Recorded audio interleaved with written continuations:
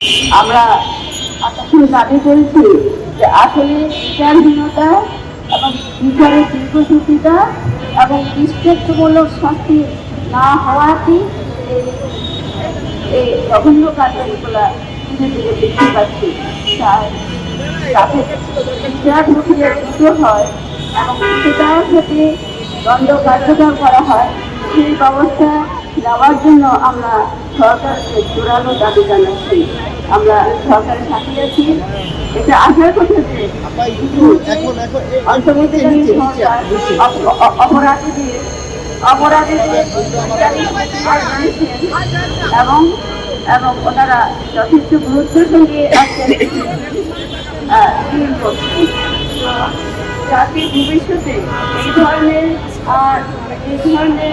নির্যাতনের শিকার না হতে হয় এবং নির্যাতন কমে আসে এবং নারী এবং কন্যা শিশুর জন্য সুস্থ ও নিরাপদ ভবন তোলা যায়, সেজন্য আমরা সরকারের আমরা কিছু প্রস্তাব দিচ্ছি এবং আমরা অনুরোধ করবো প্রস্তাবগুলো যদি যুক্তিসম্মত এবং সরকার সেগুলো বাস্তবায়নের প্রতিষ্ঠা দেবেন।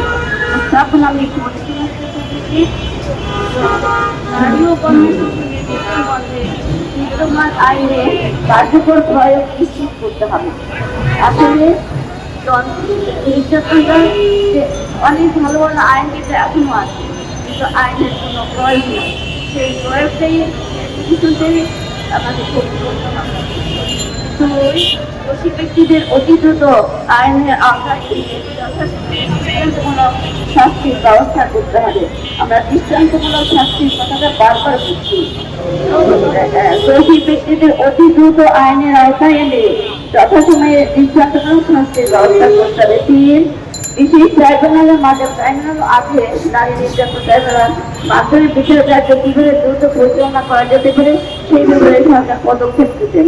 শরিয়া আইনের ভিত্তিতে এই নির্দিষ্ট কাজের বিচার করা যেতে পারে, কারণ এই ক্ষেত্রে শরিয়া আইনের দণ্ডগুলা যথেষ্ট কঠোর।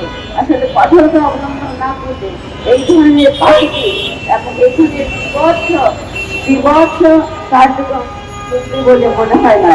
নারী ও কন্যা শিশুর প্রতি এই পাশবিক অত্যাচার দমনে কঠোর দণ্ড প্রয়োগ করতে হবে, আর এই দণ্ড প্রকাশকে কার্যকর করতে হবে যাতে ভবিষ্যতে কাজ করা সহজ আর কারো না হয়। আপনাদেরকে অসংখ্য ধন্যবাদ। আসসালামু আলাইকুম ওয়া রাহমাতুল্লাহি ওয়া বারাকাতুহু।